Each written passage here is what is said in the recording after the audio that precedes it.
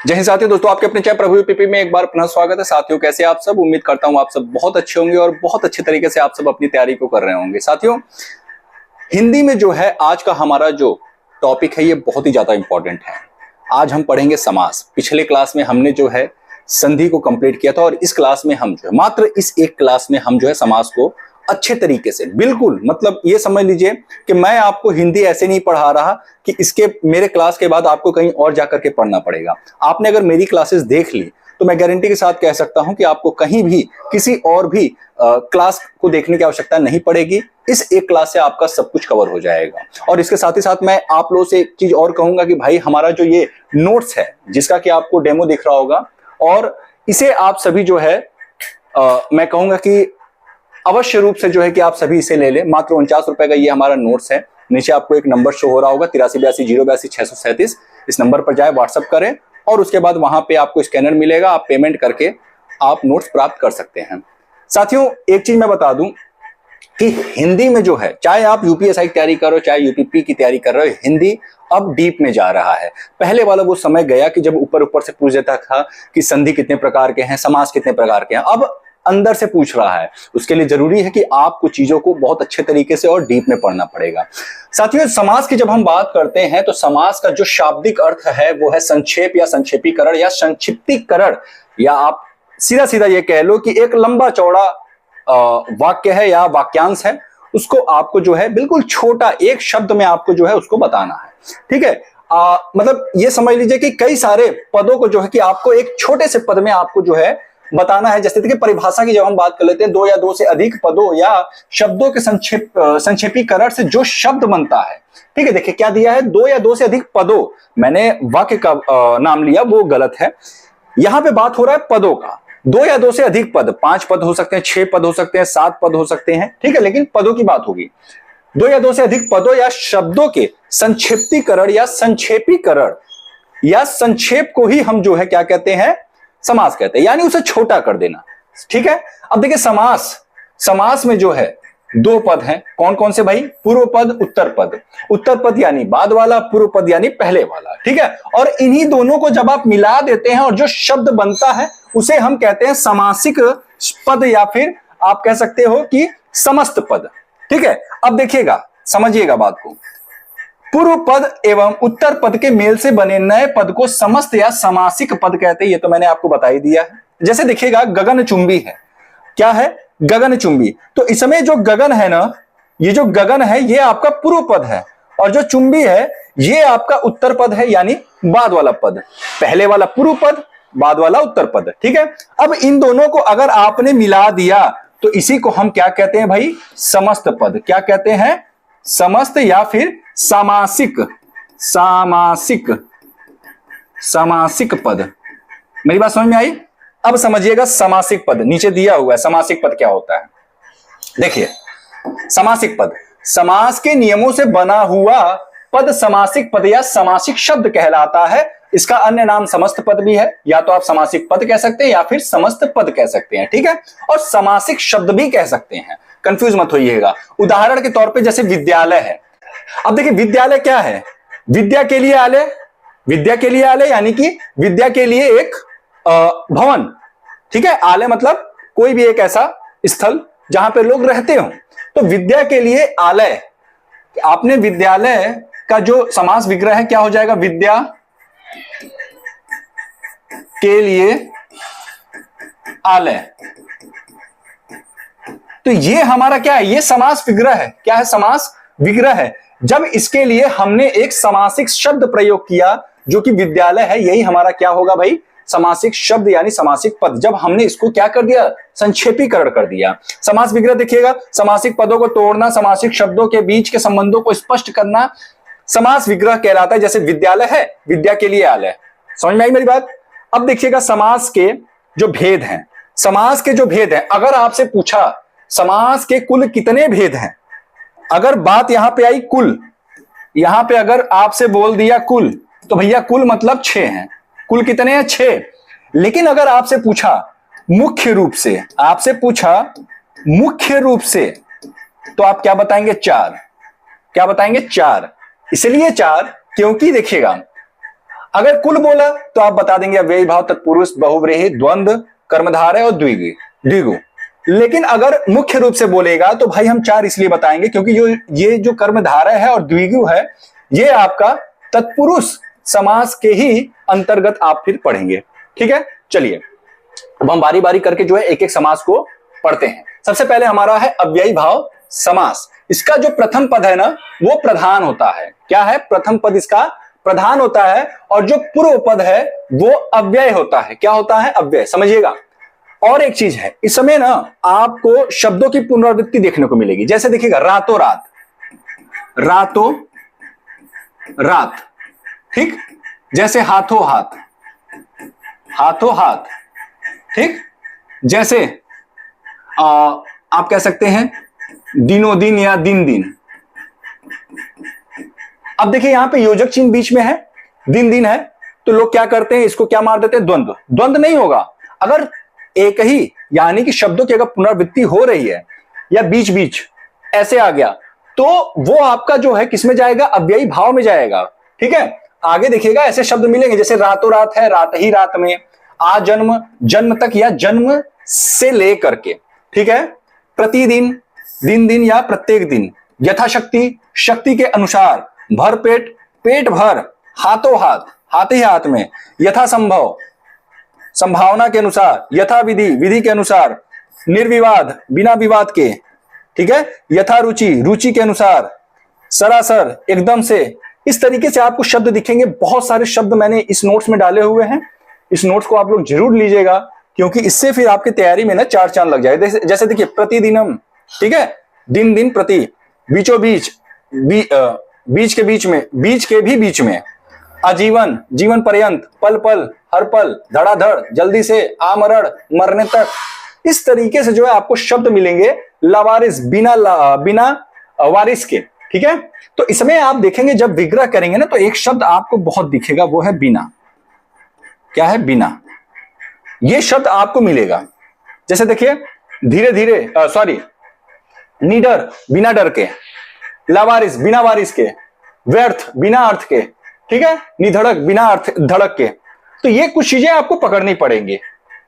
अब देखिएगा इसके बाद हमारा आता है तत्पुरुष समास। ठीक है, तत्पुरुष समास में क्या है कि भाई इसका जो अंतिम अर्थात उत्तर पद है वो प्रधान होता है। ठीक, प्रथम पद विशेषण जबकि दूसरा पद विशेष्य के रूप में प्रयुक्त होता है। दूसरे पद के विशेष्य होने के कारण दूसरा पद जो है क्या होगा? प्रधान होगा।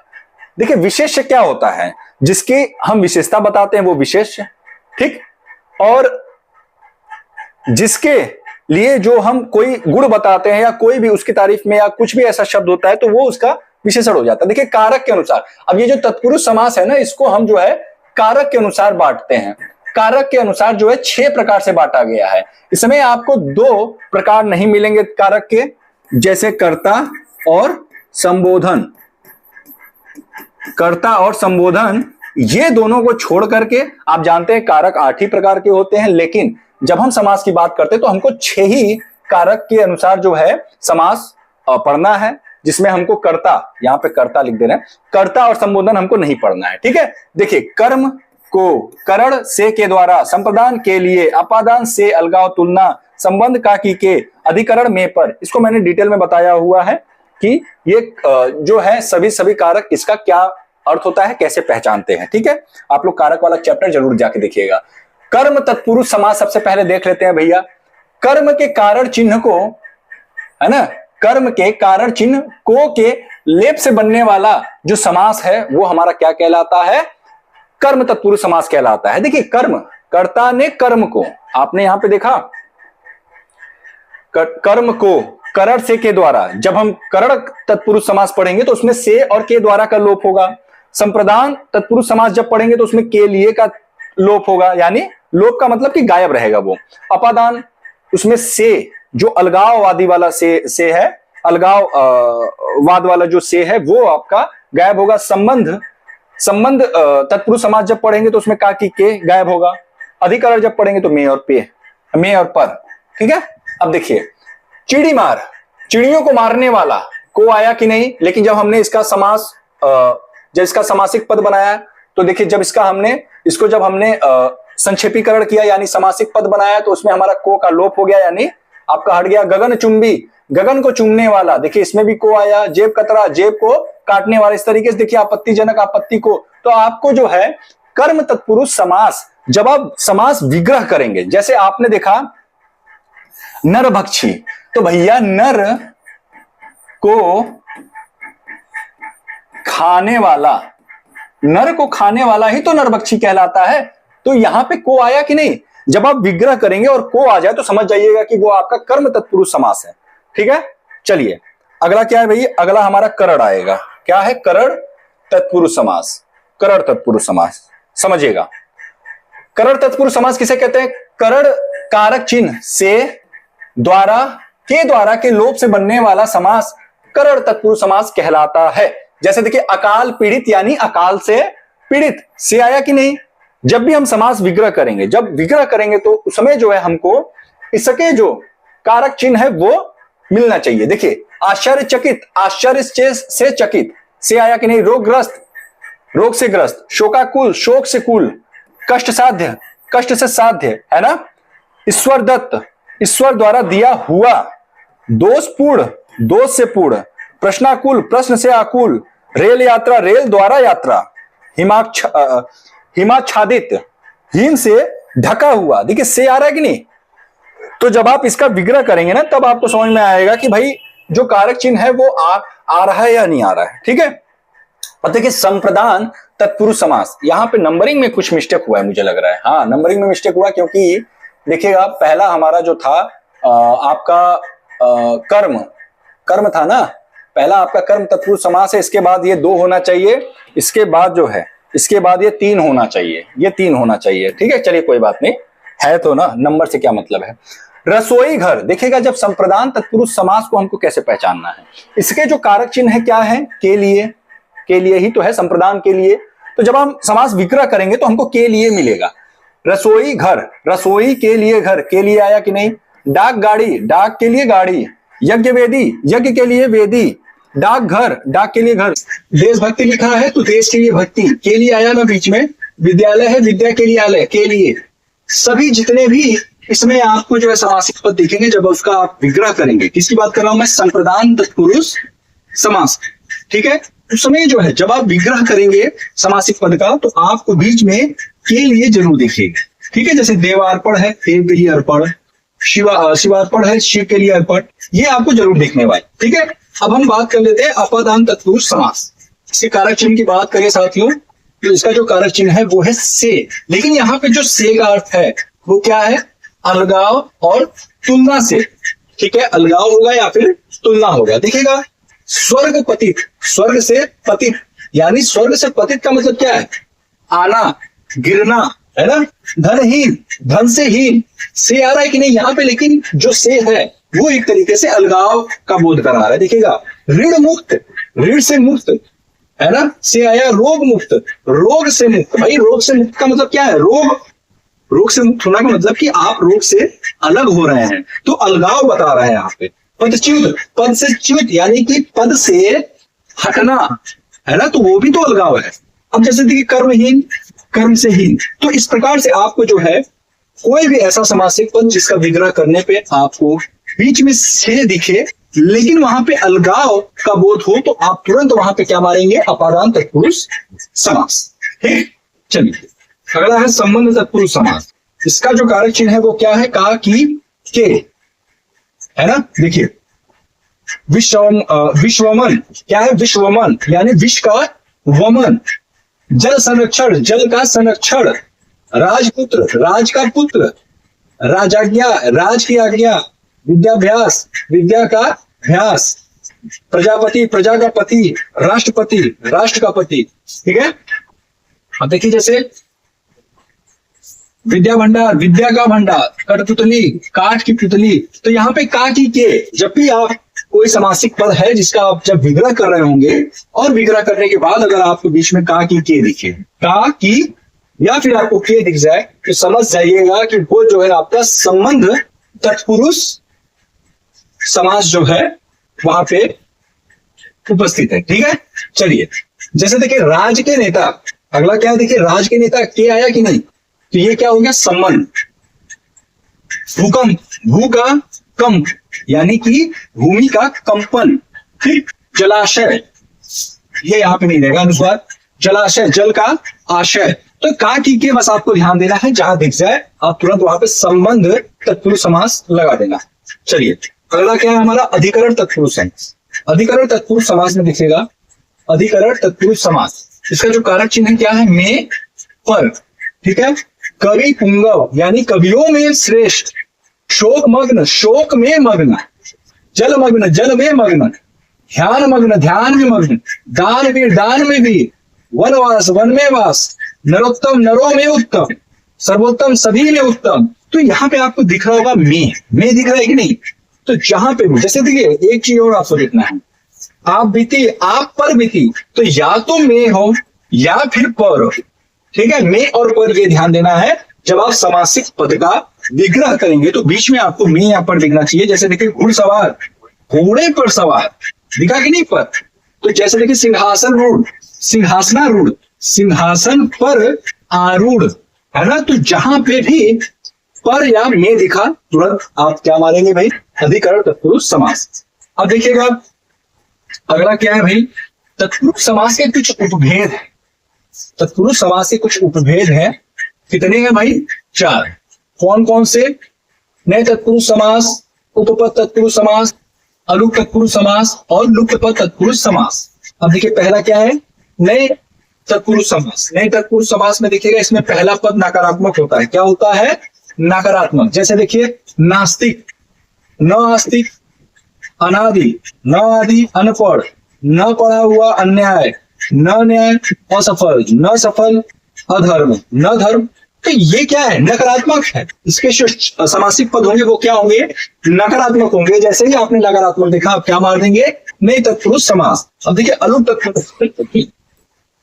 तत्पुरुष समास को देखेगा, इसमें विभक्ति का जो लोप है वो नहीं होता है। जैसे युधिष्ठिर है, युद्ध में स्थिर रहने वाला, खेचर आकाश में चलने वाला, मनसिज मन से उत्पन्न, सरसिज तालाब में उत्पन्न। ठीक है, उपपद तत्पुरुष समास जिसका उत्तर पद भाषा में स्वतंत्र रूप में प्रयुक्त न होकर प्रत्यय के रूप में प्रयुक्त हुआ हो। जैसे देखिएगा जलज है, जलज, यहां देखिए आपका जो ज है वो प्रत्यय के रूप में प्रयोग हो रहा है कि नहीं, जलद।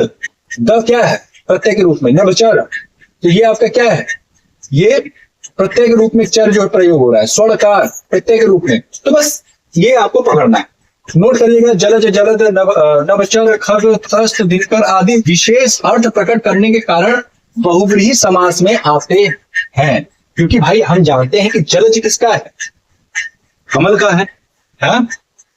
और जलद किसका है, बादल का है। तो इस तरीके से जो है ये तीसरे अर्थ को प्रकट कर रहे हैं। आगे जब हम बहुव्रीहि पढ़ेंगे उसमें देखेंगे। लुप्त पद तत्पुरुष समास, लुप्त पद तत्पुरुष समास क्या है, कारक चिन्हों के साथ साथ अन्य पदों का भी लोप हो जाता है। जैसे फड़ कुटी, पत्ती से बनी हुई कुटी, जल कुंभी, जल में उत्पन्न होने वाली कुंभी, दही बड़ा, दही में डूबा हुआ बाड़ा। भाई यार दही बड़ा है तो इसमें दही तो है, बड़ा भी है, लेकिन डूबा हुआ ये नहीं दिख रहा ना, तो इसमें लोप हो रहा है, अन्य पदों का लोप हो रहा है। वायुयान, वायु में चलने वाला यान। वायुयान का मतलब क्या, वायु में चलने वाला यान, वायु है, यान भी है, लेकिन चलने वाला ये जो पद है आपके ये लोप हो जा रहे हैं। तो बस ये किसमें चला जाएगा आपका, लुप्त पद तत्पुरुष समास। ठीक है, अब चलिए अगला हम देखते हैं कर्मधारय समास। देखिए तत्पुरुष समास से क्वेश्चन थोड़ा सा अधिक बनता है, इसलिए हमको तत्पुरुष समास थोड़ा सा अच्छे से देखना पड़ा। अब देखिएगा इसमें विशेषण और विशेष्य का अथवा उपमेय और उपमान का संबंध पाया जाता है। किसमें, कर्मधारय समास। इसमें उत्तर पद प्रधान होता है। मेरी बात समझ में आई, उत्तर पद मतलब बाद वाला पद। नील गाय, नीली है जो गाय, मेरी बात समझ में आ रही है। देखिएगा इसमें क्या होगा ना, जो पूर्व पद होगा वो विशेषण होगा और जो उत्तर पद होगा यानी बाद वाला पद वो विशेष्य होगा। पहला वाला पद बाद वाले पद की विशेषता बताएगा। जैसे नील गाय, नीली है जो गाय, तो भैया गाय क्या है, विशेष्य है, इसी की तो विशेषता बताई जा रही है, जिसकी विशेषता बताई जा रही है विशेष और जो नीली है ये क्या हो गया आपका, ये आपका हो गया विशेषण। ये क्या है, विशेषण। ठीक है। अब देखिए पीतांबर, पीत है जो अंबर, मंद बुद्धि, मंद है जिसकी बुद्धि, महासागर, महान है जो सागर, शीतोष्ण जो शीत और उष्ण दोनों है, राजश्री ऐसा राजा जो ऋषि भी है। जैसे देखिए चरण कमाल, चरण कमल, कमल के समान चरण, सुपुत्र सुंदर है जो पुत्र या पुरुष, सुपुत्र मतलब यहाँ पे सुपुरुष है तो सुंदर है जो पुरुष, ठीक है। अगर सुपुत्र होता तो सुंदर है जो आपका पुत्र, ठीक है। प्रिय सखा, प्रिय है जो सखा या मित्र, श्वेत कमल, श्वेत है जो कमल, कमल क्या है, विशेष, कमल क्या है इसमें, विशेष, और जो श्वेत है क्या है, विशेषण। तो पूर्व पद होगा आपका विशेषण और उत्तर पद यानी बाद वाला पद क्या होगा, विशेष। ठीक है। अब इसका एग्जांपल देखना होगा तो आप नोट्स में देख सकते हैं। चलिए अब ध्यान दीजिएगा, आगे बहुत सारे एग्जांपल हैं, ये सब देख लीजिएगा, नोट करिएगा।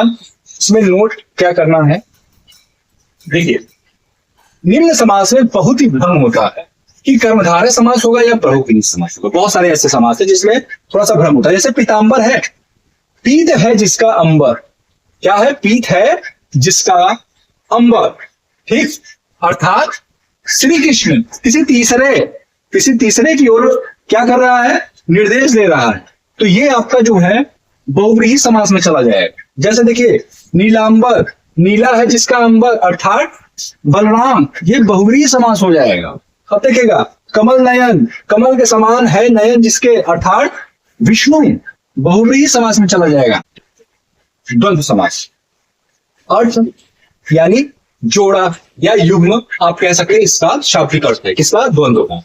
ठीक है। बहुत लोग सोचते हैं कि द्वंद्व हो गया तो मतलब कि बस विलोम देखते कि विलोम होगा, ऐसा नहीं, द्वंद्व होगा, ये जोड़ा एक तरीके से होगा। जैसे माता पिता, दादा दादी, चाचा चाची, किस तरीके से द्वंद्व हो, जोड़ा होगा। इसमें समुच्चय बोधक अव्यय का लोप होता है यानी नहीं होता है, ये आपका समुच्चय बोधक।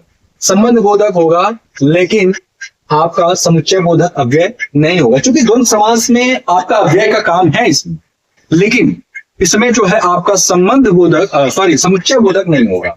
दोनों पद प्रथम एवं द्वितीय प्रधान होते हैं, इसमें दोनों पद प्रधान होते हैं। विग्रह करने पर बीच में और, या, अथवा, तथा यह शब्द आपको मिलेगी। इसके अधिकांश उदाहरण में योजक चिन्ह जो है लगा होता है, जैसे देश विदेश, माता पिता, घर द्वार, इस तरीके से। ठीक है। द्वंद्व समास के जो भेद है तीन, कितने हैं भाई, तीन। कौन कौन से, इतरेत्तर, समाहार, वैकल्पिक।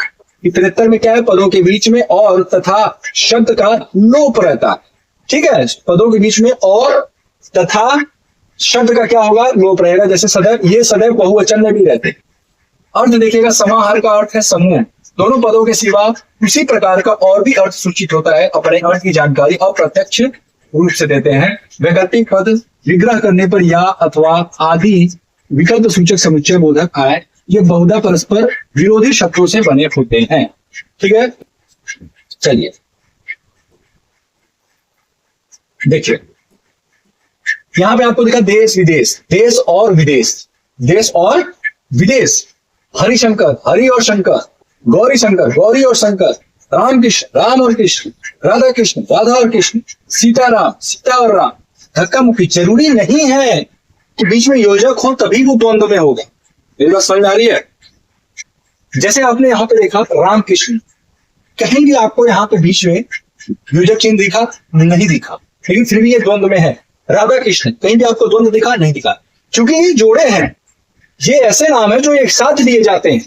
जैसे देखिएगा नमक मिर्च, इसमें तो आपको योजक दिख रहा है, आप मार दोगे, लेकिन ध्यान दीजिएगा अगर रात रात रहे तो इसमें तो योजक चिन्ह है, तो ये क्या होगा, द्वंद्व होगा? नहीं मेरे भाई, यही तो पकड़ना है, ये आपका अव्ययी भाव में चला जाएगा, इसमें चला जाएगा अव्ययी भाव में।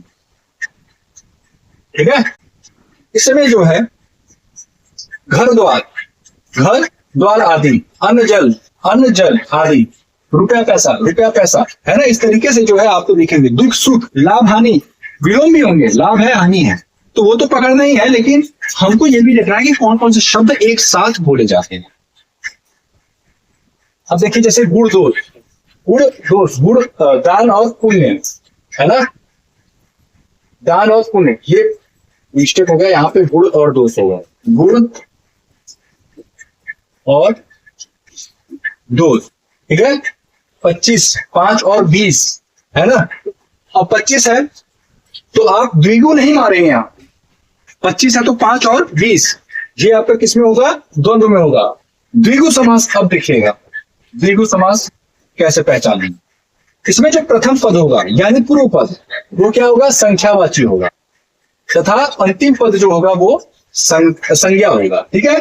पसेरी 5 शेरों का समाहार, सतसई 700 का समाहार, 9 रत्न 9 रत्नों का समूह, द्विवेदी 2 वेदों को जानने वाला, त्रिवेदी 3 वेदों को जानने वाला, चतुर्वेदी 4 वेदों को जानने वाला, तिराहा 3 राहों का समूह, चौराहा 4 राहों का समूह, चतुष्पद 4 पथों का समूह, दोपहर 2 पहरों का समूह, त्रिलोक 3 लोगों का समाहार, अष्टाध्यायी 8 अध्यायों का समाहार, त्रिवेणी 3 नदियों का समाहार। इस तरीके से जो है आपको प्रथम पद जो होगा वो आपको संख्यावाचक दिखेगा, ठीक है। अब आता है हमारा बहुव्रीहि, जो कि बहुत ज्यादा इंपॉर्टेंट है, समझिएगा। प्रथम पद एवं द्वितीय पद दोनों की प्रधानता न होकर किसी तीसरे पद की क्या होगी, प्रधानता होगी, ठीक। अर्थात दोनों पद मिलकर तीसरे पद का निर्माण करेंगे। जैसे देखिएगा, लंबोदर लंबा है पेट जिसका अर्थात गणेश, श्वेतांबर श्वेत है जिसका अंबर अर्थात सरस्वती, गजानन गज का आनन है जिसका अर्थात गणेश, त्रिनेत्र 3 नेत्र है जिसका अर्थात शिव, देवराज वह जो देवों का राजा है इंद्र, वज्रपाणी वज्र है हाथ में जिसके अर्थात इंद्र, गिरिधर पर्वत को धारण करने वाला अर्थात श्री कृष्ण, चतुर्भुज 4 भुजा है जिसकी अर्थात विष्णु। तो ध्यान दीजिएगा, चतुर्भुज में आप लोगों को द्विगु तब मारना है जब ऑप्शन में आपका बहुव्रीहि न हो। मेरी बात समझ में आ गई। अगर बहुव्रीहि है तो आपको बहुव्रीहि मानना है, अगर बहुव्रीहि नहीं है तो द्विगु मार के चले आओ, नो प्रॉब्लम, ठीक है। चलो, त्रिवेणी 3 वेड़ियां मिलती है जहां, चक्रपाणी चक्र है हाथ में जिसके अर्थात विष्णु, वीणापाणी वीणा है हाथ में जिसके, देखिए 3 वेड़ियां 3 नदियां जहां मिलती हैं तो आप कह सकते हो यहाँ पे जो है क्या बोलते हैं, संगम कह सकते हैं, संगम कह दें, कोई दिक्कत नहीं है। चंद्रशेखर चंद्र है सिर पर जिसके अर्थात शिव, पशुपति पशुओं का पति है जो अर्थात शिव, ठीक है। चलिए, इसी तरीके से बहुत सारे एग्जांपल है, आपको देख लीजिएगा, नोट्स पर मैंने डाला। कर्मधारय एवं बहुव्रीहि समास में अंतर समझिए, ये आ गया, काम कीजिए। कर्मधारय और बहुव्रीहि समास में अंतर। कर्मधारय समास एक पद विशेषण एक पद विशेष्य या उपमेय उपमान होता है। बहुव्रीहि समास में दोनों पद मिलकर तीसरे पद की ओर संकेत करते हैं, ठीक है। कर्मधारय में क्या होगा, एक पद विशेषण होगा और एक पद विशेष्य होता है। उदाहरण तौर पर देखिए, कर्मधारय का कमल नयन, तो भैया इसमें जो है कमल के समान नयन बता रहा है, क्या बता रहा है, कमल के समान नयन। नयन क्या हो गया, विशेष्य हो गया, क्या हो गया, विशेष्य हो गया, और कमल क्या हो गया, विशेषण हो गया। हाँ, कमल नयन, देखिए कमल के समान नयन अर्थात विष्णु। अगर दोनों ऑप्शन में है, अगर दोनों ऑप्शन में है तो आपको बहुव्रीहि मानना है, अगर ऑप्शन में बहुव्रीहि नहीं है तो आपको कर्मधारय मानना है। द्विगु समास एवं बहुव्रीहि समास में अंतर देखिएगा। द्विगु समास पहला पद संख्या सूचक जो कि दूसरे पद की संख्या का सूचक है, जैसे तिरंगा 3 रंगों का समाहार। बहुव्रीहि उच्च समासों का पहला पद संख्यावाचक होते हुए भी दूसरे पद से मिलकर किसी तीसरे पद की ओर इशारा करते हैं। जैसे देखिएगा, 3 है रंग जिसके अर्थात भारत का राष्ट्रीय ध्वज, अगर बोल रहा है तिरंगा 3 रंगों का समाहार, ठीक है। 3 है रंग जिसमें, तिरंगा मतलब 3 है रंग जिसमें अर्थात भारत का राष्ट्रीय ध्वज, तो भैया एक तरीके से बहुव्रीहि भी होता है, लेकिन ऑप्शन में डिपेंड करता है क्या दिया है। अगर दोनों दिया तो बहुव्रीहि, अगर बहुव्रीहि नहीं है तो आपको द्विगु मार करके चले आना है। तो ये रहा हमारा समास। उम्मीद करता हूं कि आपको समास बहुत ही अच्छे समझ में आया होगा। भाई कुछ है नहीं चीजें, बस आपको समझनी है थोड़ी थोड़ी चीजें, ठीक है। और इस तरीके से बने रहें। आगे का जो हमारा क्लास होने वाला है वो बहुत ही इंपॉर्टेंट रहने वाला है, ठीक है। हमने समास को भी देख लिया, आगे हम जो है रस को देखेंगे, फिर छंद को देखेंगे, अलंकार को देखेंगे। इस तरीके से हम जो है एक एक टॉपिक को कवर करना चाहेंगे। दोस्तों फिर मिलते हैं किसी ने साथ, तब तक के लिए जय।